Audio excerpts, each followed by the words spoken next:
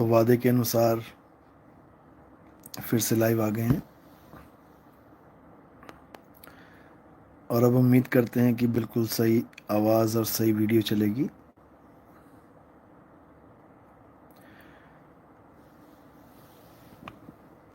तो परमात्मा की अपार कृपा से आज बहुत ही सुंदर मालिक के जीव, बहुत ही प्यारे जीव मालिक के विवेकी हंस मिले और उनसे बहुत ही अच्छी बातचीत हुई और परमात्मा की पूरी कृपा होगी उन पे।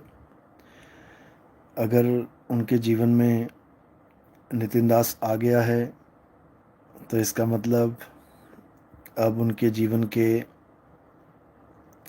वो पल शुरू होने वाले हैं जिसके लिए उन्होंने जन्मों जन्म इंतज़ार किया है। भक्ति तो वो आज कर रहे हैं, ऐसी कोई दिक्कत नहीं है, भक्ति में तो लीन है, लेकिन अब उनको सतभक्ति मिलेगी। अब वो भक्ति मिलेगी जिससे उनकी मुक्ति होगी। आज तक वो उस भक्ति को कर रहे हैं जिससे मुक्ति के अलावा सब कुछ मिलेगा। रिद्धियाँ मिलेंगी, सिद्धियाँ मिलेंगी, बड़े बड़े नाम मिल जाएंगे, बड़े बड़े ओहदे मिल जाएंगे, नर से इंद्र, इंद्र से गजेंद्र बन जाएगा, लेकिन वो चीज़ नहीं मिल पाएगी जिसके लिए वो दिन रात तड़प रहा है। और वो क्या है? वो जन्म मरण से मुक्ति, वो परमात्मा की शरण, वो मालिक के चरणों में लीन हो जाना। अब वो चीज़ मिलेगी। तो आज जो हमारा आगमन हुआ एस्कॉन टेम्पल में, जापान टोक्यो में, बहुत ही प्रेमी जीव मिले। मैं बता रहा था, आवाज़ साफ नहीं आई थी उस वक्त, मैं दोबारा बताता हूँ। वहाँ पर एक ऐसी स्त्री मिली जो इतनी लीन थी मालिक के प्रेम में, यानी कृष्ण जी की भक्ति में वो इतनी लीन थी क्योंकि वो कृष्ण जी को ही मालिक समझती है। इतनी लीन थी कि बस चारों तरफ एक ही चीज़ दिखती है उसको। और जब हमारे साथ मुलाकात हुई तो मैंने बस एक ही बात करी कि बहुत अच्छी बात है, आप कृष्ण जी की भक्ति में इतने लीन हो और उनका नाम भी जपते हो। हरे कृष्णा हरे राम का मंत्र है एस्कॉन वालों का, लेकिन सत भक्ति इससे भी आगे है। जो कृष्ण जी की असली भक्ति है वो इससे भी आगे है। जो कृष्ण जी का परम ज्ञान है वो इससे भी आगे है। केवल नाम जपने से बात नहीं बनेगी। तो वो पूछने लगी कि क्या करना होगा, क्या है उसके आगे। तो वहीं पर एस्कॉन टेम्पल में ही बहुत सारी भाषाओं में अलग अलग प्रकार की गीता रखी हुई थी। तो उसमें से मैंने हिंदी वाली उठा के उसको हाथ में पकड़ा दी, उसको गीता का वो श्लोक दिखा दिया जिसमें भक्ति का मूल सिद्धांत छुपा हुआ है, जो एस्कॉन टेम्पल वाले भी नहीं समझ पा रहे हैं कि आखिर ये लिखा क्या है। जो उसको केवल एक कर्म योग कह के किनारे कर देते हैं, असल में उनको ये नहीं पता कि वही असली कर्म है। अगर तुम कुछ कर्म करना चाहते हो तो वही असली कर्म है, उसके अलावा सब कर्म फेल हो जाएंगे। यानी तुम पूजा पाठ हवन यज्ञ करोगे, मंत्र जपोगे, नाम जपोगे, सब फेल हो जाएगा। केवल अध्याय 3 और 17वां श्लोक अगर आपने अच्छे से समझ लिया तो आपका जन्म सफल हो जाएगा। तो यही चीज़ मैं उसको समझा रहा था कि देखो, अध्याय 3 और 17 श्लोक, इतनी सटीक जगह ये श्लोक बोला गया है अध्याय 3 में, क्योंकि जब हम ज्ञान दृष्टि से देखेंगे तो 3 के आगे 17 है, 3.17। 3 लिखा, उसके आगे 17 है। अब 3 का मतलब क्या है? त्रिगुण। यानी 3 गुणों से आगे क्या है? सत्रह है। यानी सत्य और रह, यानी 3 गुणों के आगे क्या रहेगा? सत्य रहेगा। 3 गुण यानी कि त्रिगुणी माया, यानी संसार, यानी काया, ये सब नष्ट भी हो जाएगी तो क्या रहेगा? सत्य रहेगा। तो 3 गुणों के आगे जब सत्य रह जाए तो समझ जाना कि अब तुम्हारी भक्ति पूर्ण हो गई है। लेकिन उसको जानने के लिए पहले आपको तत्वदर्शी संत की शरण में जाना पड़ता है। अध्याय 4 34वां श्लोक यही समझाता है कि हे अर्जुन, अगर तुम सत्य को प्राप्त करना चाहते हो, तुम ऐसे तत्वदर्शी संत की शरण में जाओ जो असत्य रूपी माया से, यानी कि त्रिगुणी माया से तुम्हें परे करके सत्य के साथ जोड़ दे। वही तत्वदर्शी संत है। सत्य यानी आत्म तत्व। हे अर्जुन, आत्मा ही सत्य है। आत्मा के अलावा इस संसार में कुछ सत्य नहीं है। आत्मा अजन्मा है, नित्य है, शाश्वत है, पुरातन है। आत्मा ही सत्य सनातन है। यानी अगर तुम्हें आत्मज्ञानी गुरु मिल गया तो समझ लो कि तुम्हारा जन्म मरण का खेल खत्म हो जाएगा। और अगर तुम्हें मंत्र जाप वाले गुरु मिले, या पूजा पाठ हवन यज्ञ, या मंदिर मस्जिद गुरुद्वारे वाले, या कोई तुम्हें नदियों में स्नान कराने वाले, या पर्वतों के चक्कर लगाने वाले, तो तुम घन चक्कर बने रहोगे और बार बार इस दुनिया में आते और जाते रहोगे। कोई रोकने वाला नहीं है। तो जब ये बात उसके समझ में आई, तो जब मैंने 3:17 बोला, उसको मिनट बोला मैंने कि याद करने के लिए तुम्हें बता दूं, 3:17 याद रखना, अध्याय भूल जाओगी। 3:17 बहुत इंपॉर्टेंट है समय तुम्हारे लिए। तो कहती है, अरे मेरा जन्म, जो मेरे जन्म की जो जन्म का समय जो है वो 3:17 ही था। तो मैं बहुत हैरान हो गया। मैंने कहा बताओ, 3:17 तो मैं अध्याय याद करवाने के लिए बोल रहा हूँ, और वो कह रही है कि मेरा जन्म ही 3:17 का है। तब मैंने उसको नाम पूछा, क्या है नाम तुम्हारा? तो कहती मीरा। मतलब इस मीरा को बिल्कुल सही ज्ञान मिलने वाला है कृष्ण तक पहुंचने का। यानी वो जिसको प्राप्त करना चाहती है, परमात्मा ने अपने आप एक जरिया बना दिया कि जाओ और उस मीरा को उसके आत्म देव रूपी कृष्ण से मिलाओ। क्या बात है। तो उनका नंबर लिया मैंने और उनको मैसेज भेज दिए हैं।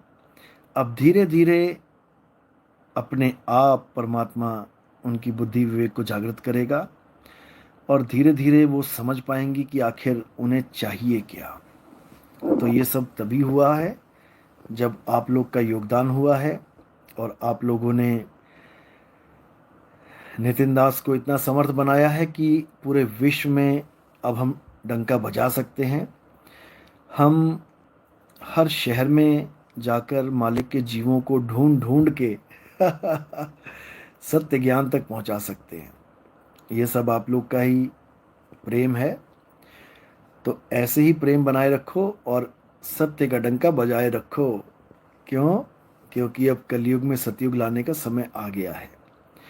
बड़े बड़े संतों ने जिस समय का इंतज़ार किया है, अब वो समय आ गया है। बड़े बड़े ग्रंथों में जिस समय के बारे में जिक्र किया गया, वो समय आ गया है। अब कलयुग में सतयुग का समय आ गया है। अब घर घर में केवल आत्मा का ही ज्ञान, आत्मा का ही ध्यान, आत्मा का ही चिंतन होगा। और जैसे मैंने बताया था कि जब कृष्ण आता है तो पौंड्रक भी आते हैं, और इस बार तो पौंड्रक एक नहीं है, इस बार पौंड्रक अनेक है। यूट्यूब खोलो और तुम्हें पौंड्रकों की लाइन लग जाएगी। देखते चले जाओ, देखो और एंजॉय करो बस। जो पत्थर पूजते थे आज वो आत्मा की बात करने लगे। जो लोगों के सवाल करने पर कि गुरुजी आत्मा कैसी होती है, ये जो आचार्य बने हुए हैं, घर बैठे आचार्य, जैसे घर में आम का अचार बना लेते हैं ना ऐसे लोग घर बैठे आचार्य बने हुए हैं। इन निकम्मों को इतना भी नहीं पता कि आचार्य एक डिग्री होती है, शास्त्री एक डिग्री होती है। आचार्य बन बैठे घर बैठे, लेकिन आज तक आईआईटी नहीं छूटी इनसे। कहीं भी इंट्रोडक्शन देते हैं तो कहते हैं आई एम IITN। बताओ, अरे या तो आचार्य बन जाए या IITN बन जाए यार, एक जगह तो टिक जा। दो किश्तियों में सवार होगा, डूब जाएगा।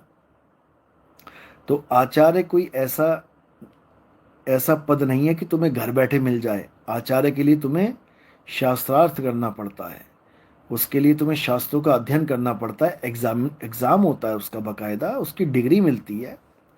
आचार्य की डिग्री मिलती है शास्त्री की डिग्री मिलती है, यहाँ तक कि शंकराचार्य की डिग्री मिलती है। ऐसी घर बैठे थोड़ी नहीं कोई अपने नाम के आगे लगा सकता है मैं शंकराचार्य हूँ। बताओ, ये जितने भी नकली आचार्य घूम रहे हैं इनको टाइट करने का समय आ गया है। अब इनसे सवाल करो तब इनको समझ में आएगी बात हमारी। तो इन नकली आचार्यों ने जो पहले आत्मा के नाम पे एक ठहाका मार के हंसते थे और कहते थे आत्मा नाम की कोई चीज नहीं होती, तुम्हें किसने कहा आत्मा होती है, आज वही निकम्मा आचार्य है, आज ये कहते नहीं थक रहे हैं कि आत्मा ही सत्य है, गीता का सार आत्मा है, आत्मा में ही समा जाना है, आत्मा को ही जानना है। अब कहां से आ गई तुम्हारी आत्मा? अभी तक तो तुम राजू को काजू बनाने में भी विश्वास नहीं करते थे कि राजू मरेगा तो मर ही जाएगा, काजू नहीं बनेगा। बताओ, यानी तुम जीव को भी दोबारा शरीर धारण करने में विश्वास नहीं रखते थे और आज तुम जीव से परे उस आत्मा को तुम बोलने लग गए कि आत्मा होती है। शर्म करो निकम्मो, शर्म करो। नहीं करोगे तो जनता जाग रही है, खुद ही करवा देगी। तो अब जागने का समय आया है मेरे भाई। ऐसे पौंड्रकों से बचना है, ऐसे पौंड्रकों को तो अच्छे से सबक सिखाना है और सत्य को अपनाना है। सत्य अपनाओगे तभी कल्याण होगा, नहीं तो नहीं होगा। कविता शराफ, इनके लिए तो एक ही शायरी नजर आती है, हम तो डूबेंगे सनम तुम्हें भी ले डूबेंगे। बिल्कुल सही बोल रहे हो। इनको कुछ नहीं चाहिए, इनको बस अपना अकाउंट भरा रखना रखना है और कुछ नहीं है। डोनेशन डोनेशन डोनेशन करते रहते हैं 24 घंटे। भुखमरी फैला रखी है इन लोगों ने और कुछ नहीं। कोई बंदा ज्ञान समझ के अगर 2-4 कमेंट अच्छे कर देता है तो उसके पीछे पड़ जाते हैं, डोनेशन दो डोनेशन डोनेशन दो। कितने लोग बेचारे 50-50 हज़ार डोनेशन दे के हमारे पास आए हैं कि लूट लिया जी, उन्होंने लूट लिया, आत्मा आत्मा करके लूट लिया, आत्मज्ञान करके। और जब आत्मा की बात करो तो कुछ भी नहीं है। कहते हैं आत्मा को जानने का मतलब है असत्य को देखते रहो। बताओ, मतलब इतना बड़ा बेवकूफ इस संसार में कैसे कोई हो सकता है जो ये कहे कि आम खाने का मतलब है करेले को चबाते रहो। बताओ, अरे आम अलग चीज है, करेला अलग चीज है। सत्य को जानने का मतलब ये नहीं होता कि असत्य को देखते रहो। सत्य को जानने का मतलब होता है असत्य से मुंह फेर लो और सत्य में समा जाओ। अध्याय 3 17वां श्लोक यही इशारा कर रहा है। हे अर्जुन, जो अपनी आत्मा में रमण करते हैं, जो अपनी तो अध्याय 3 17वां श्लोक यही इशारा कर रहा है, जो अपनी आत्मा में रमण करते हैं, जो अपनी आत्मा में तृप्त हैं, जो अपनी आत्मा में संतुष्ट हैं, उनके लिए कोई कर्म कर्तव्य लागू ही नहीं होता। बताओ, इतनी सी बात नहीं समझ में आ रही है? गीता ये कह रही है कि अपनी आत्मा में रमण कर। अरे अपनी आत्मा में जब कोई रमण करेगा तो असत्य तो अपने आप ही छूट गया ना। क्यों नहीं छूटा? अब आत्मा को जाना नहीं और असत्य की तरफ देखता रहा तो फिर सत्य कब मिलेगा? कभी नहीं मिलेगा। सूरज पूरब की तरफ है और तुम पश्चिम की तरफ देखोगे तो तुम्हें सूरज कब दिखेगा?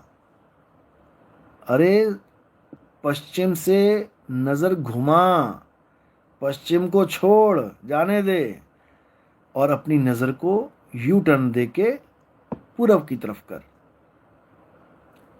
तब सत्य मिलेगा, ऐसे नहीं मिलेगा। तो इसलिए मेरे भाई, ऐसे निकम्माचार्यों से सावधान रहो। ये तुम्हारा जीवन बर्बाद करने में कोई कसर नहीं छोड़ेंगे, कोई कसर। इतना समझ लो।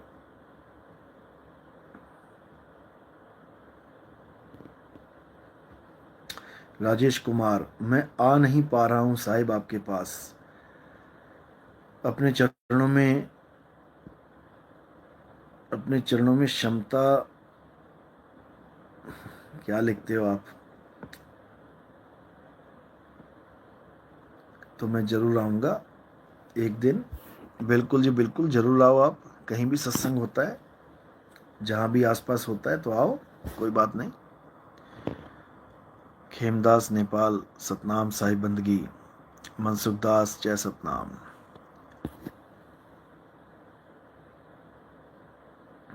मुनिंद्र, मेरी माता जी की तरफ से देवरिया से साहिब बंदगी सतनाम साहिब जी, जय सतनाम। जयंत महंत, गुरुजी आकाश तत्व ही मन है क्या कि अलग है?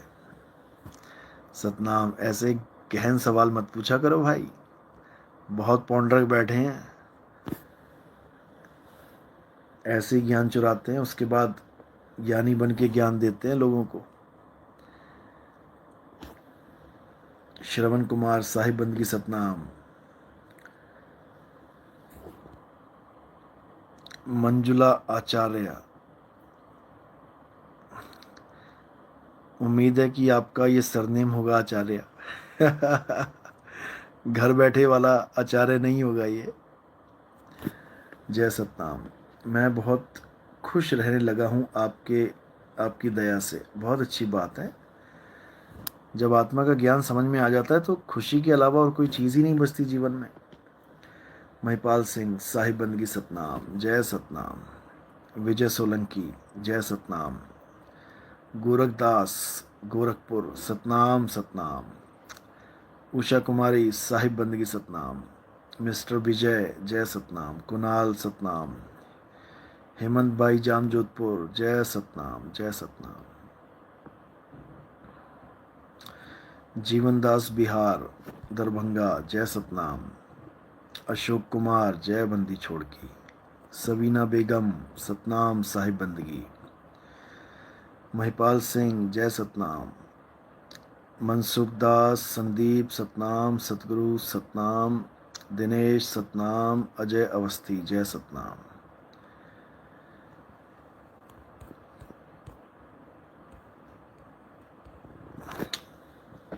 आज कोई सवाल आया था मेरे पास, उसका भी मैं जिक्र कर ही देता हूं जब आ ही गए हैं लाइव। तो सवाल ये था कि कई लोग ये भ्रमित कर रहे हैं लोगों को आजकल कि हम हैं शबद शबद हम माही, हमसे भिन्न और कछु नाही। ये जो वाणी है, ये कबीर साहब ने केवल अपने लिए बोली। ऐसा बोल के लोग ये भ्रम में डाल रहे हैं कि आपका स्वरूप शब्द हो ही नहीं सकता। अब इन निकम्मों को मैं क्या कहूँ, कितना समझाऊं। अब पास नहीं है, नहीं तो टीचर का काम तो होता है कान पकड़ के मरोड़ना। जो निकम्मे होते हैं ना, उनको अलग से टीचर समझाता है, स्पेशल डोज दे के। इनको कितनी बार समझाऊं कि कबीर साहब ने हमेशा जो भी वाणी बोली है वो हमारे लिए ही बोली है। उनको अपने लिए बोलने की जरूरत नहीं है कुछ भी। जो भी वाणी बोली है उन्होंने हमारे लिए बोली है। समझो बात को, लेकिन समझ में नहीं आती। कबीर सबसे हम बुरे, हम तज भलो सब कोए। अब ये वाणी बोली कबीर साहब ने, कबीर सबसे हम बुरे, कि इस दुनिया में अगर सबसे बुरा कोई है तो मैं हूं। हम तज भलो सब कोए, जिन ऐसा कर बूझिया, अमीत हमारा सोए। देखो कितनी, मतलब इतने प्रेम से सामने वाले को समझा भी दिया, खुद को बुरा बता के। अब बता उनको रहे हैं, कबीर सबसे हम बुरे। अब इसको सुन के कोई कहे कि इस दुनिया में सबसे बुरा कौन है, कबीर है। क्यों? क्योंकि वो खुद कह रहे हैं कि मैं बुरा हूं। अब वो ये नहीं कह समझ रहा कि मुझे समझा रहे हैं कि हम लोग दुनिया में सबसे बुरे हैं, ऐसे ऐसे कर्म है हमारे। कबीर सबसे हम बुरे, हम तज भलो सब कोए, जिन ऐसा कर बूझिया, और मीत हमारा सोए। जिसने ऐसा करके अपने जीवन को समझ लिया कि सबसे बुरा मैं ही हूं, मैं किसकी बुराई करूं। यानी सबसे बुरा आदमी किसकी बुराई कर सकता है? अरे सबसे बुरा ही मैं हूं। तो हमारा एक दुर्गुण जो बुराई करना है वो खत्म हो जाएगा, ना कि कबीर साहब बुरे हो गए हैं। इन लोगों ने ऐसा बर्बाद कर दिया वाणी को कि क्या बताया जाए। तो कबीर साहब हमें ही समझा रहे हैं, हम हैं शबद शबद हम माही, हमसे भिन्न और कछु नाही। शब्द न बिन से देही, कहे कबीर हम शब्द सनेही। कबीर साहब ये समझा रहे हैं कि हम हैं शब्द, शब्द हम माही, कि हे जीव हमारा स्वरूप शब्द है और तू भी शब्द ही है, लेकिन तू अपने स्वरूप को भूल के जीव बना बैठा है। बीजक पढ़ो। शब्द हमारा तू शब्द का, सुन मत जा सरक, और जो चाहे निज रूप को, निज तत्व को, तो शब्द ही ले परख। बताओ।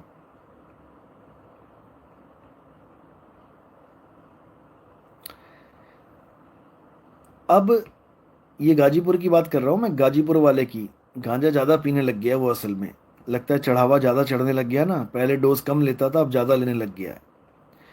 इस मूर्खानंद को कोई ये समझा दे कि गुरु जो होता है, गुरु का कार्य क्या होता है, शब्द गुरु का कार्य क्या होता है, ये समझ ले। शब्द गुरु का कार्य क्या होता है? जीव को पीव बनाना, ये शब्द गुरु का कार्य है। इसीलिए बोला गुरु को कीजिए दंडवत और कोटि कोटि प्रणाम, और कीट न जाने भृंग को गुरु कर ले आप समान। अरे जब हमारा गुरु शब्द गुरु है तो मेरे भाई चेले को वो अपने समान बना लेगा। ये क्यों नहीं समझ में आ रहा? ये इसलिए समझ में नहीं आ रहा क्योंकि इसको अभी पूरा गुरु मिला ही नहीं है। इसको मिल गया वो मूर्ति पूजने वाला गुरु। इसकी मैं वीडियोस देखता हूं, कई जगह देखा मैंने, ये आरती करता है फोटो की। कबीर साहब, वो जो दाढ़ी मूछों वाले बूढ़े कबीर साहब बैठे हुए हैं, ये उनकी आरती करता है फोटो की, और सोचता है कि मैं कबीर साहब की आरती कर रहा हूं।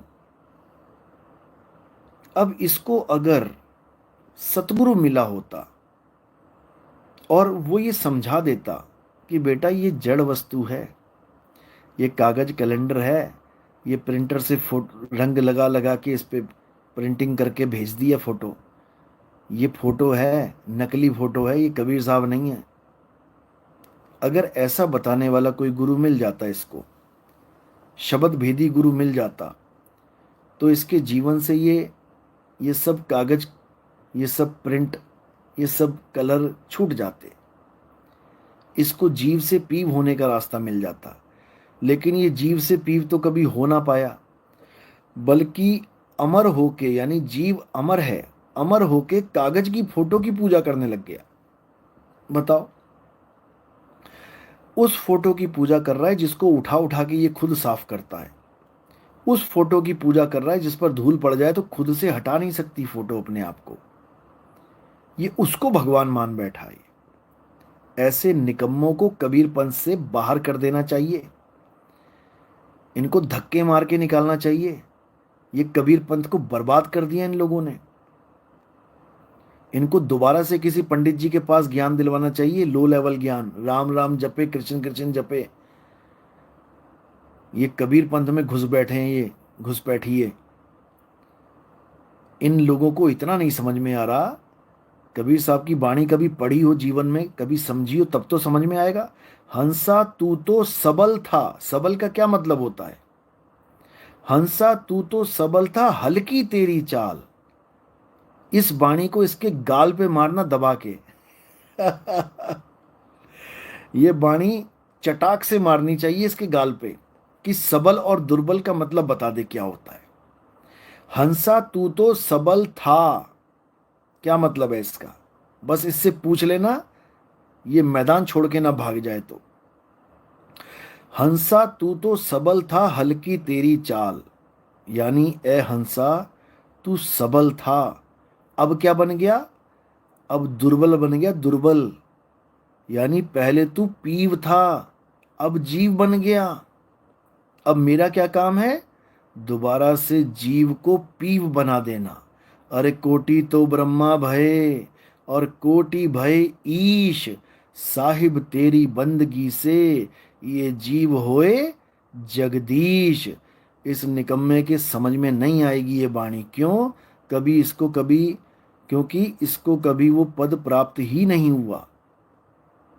अगर इसको ये प्राप्त हो जाता तो ये पत्थरों में, ये कैलेंडरों में, ये कबीर साहब की फोटो में मगजमारी ना कर रहा होता, ये उसकी आरती करवा करवा के जो पैसा फोटो पे चढ़ता है ये उसको जेब में ना रख रहा होता, ये आरती कबीर साहब की करवाता है फोटो की, और जो पैसा चढ़ता है वो जेब में रख के ले जाता है। बता, अरे तेरे लिए चढ़ाया क्या पैसा? तेरे लिए चढ़ाया तो बता। जिस फोटो पे चढ़ाया उसको सोने से मढ़ा दे उसी पैसे से। तेरे परमात्मा का घर जो फोटो है फ्रेम, तेरा परमात्मा जिस फ्रेम में रहता है वो फ्रेम ही सोने का बनवा दे। अगर परमात्मा के नाम पे पैसा चढ़ रहा है तो निकम्मे, ऐसे मूर्खों ने भ्रष्ट कर दिया कबीर पंथ। और इन लोगों को ठीक करने के लिए मैं आया हूं। मेरा आगमन इसीलिए हुआ है कि जितना गंद डाल रखा है ना धर्म के नाम पे, भगवान के नाम पे, ये सब साफ करने आया हूं मैं। अच्छे से साफ करके जाऊंगा, चिंता मत करना। ऐसी सफाई कर दूंगा, ऐसी सफाई कर दूंगा कि कलयुग में कली को मुंह छुपाने के लिए जगह नहीं मिलेगी। ये कली इसके अंदर बैठा हुआ है, ये कली भगवान है ना, कली काल, ये इन लोगों के अंदर छुपा बैठा है। ये स्टेयरिंग पकड़ लिया इन लोगों का, और जहां घुमाता वहीं घूमते चले जाते हैं ये लोग। इस कली को ऐसी हालत कर दी जाएगी कि छुपने के लिए जगह नहीं मिलेगी, इसको ऐसी सफाई कर देंगे, चिंता मत करो। इसीलिए आए हैं यहाँ पे इस संसार में। एस भोकाल जय सतनाम, मोहम्मद नबी साहिब बंदगी सतनाम, मुकेश सोलंकी जय सतनाम, गुरु शरणम जय सतनाम, रोशन लाल जय बंदी छोड़ की, महल दास सतगुरु जी के पावन चरणों में दास का कोटि कोटि दंडवत प्रणाम। सतनाम सतनाम। मर्द के चेले का पंकज दास जय सतनाम, नंदू दास साहिब बंदगी सतनाम, महिपाल दास जय सतनाम, व्रज मंडल कीर्तन मंडली जय सतनाम। गुरुजी सब घट राम है तो क्या मूर्ति में भावना नहीं रख सकते? सब घट को पहले समझ लो भाई, घट क्या होता है। घट मतलब होता है आत्म घट। हर आत्मा में परमात्मा विराजमान है, पत्थर में परमात्मा विराजमान नहीं है। अगर पत्थर में परमात्मा होता तो पंडित जी को प्राण प्रतिष्ठा करने की जरूरत ही क्यों होती? अगर पत्थर में परमात्मा है, कण कण में परमात्मा है, तो परमात्मा तो पहले से ही कण कण में है, मूर्ति में भी है। तो फिर पंडित जी प्राण प्रतिष्ठा क्यों कर रहे हैं? ये दूसरा परमात्मा डाल रहे हैं क्या उसमें? समझो बात को। जो कण कण में है वो ब्रह्म है, ब्रह्म ब्रह्मांड में व्याप्त है। इसीलिए कई लोग ऐसा कहते हैं कि भगवान यानी ब्रह्म और ये संसार एक ही है, दृश्य और दृष्टा एक ही है।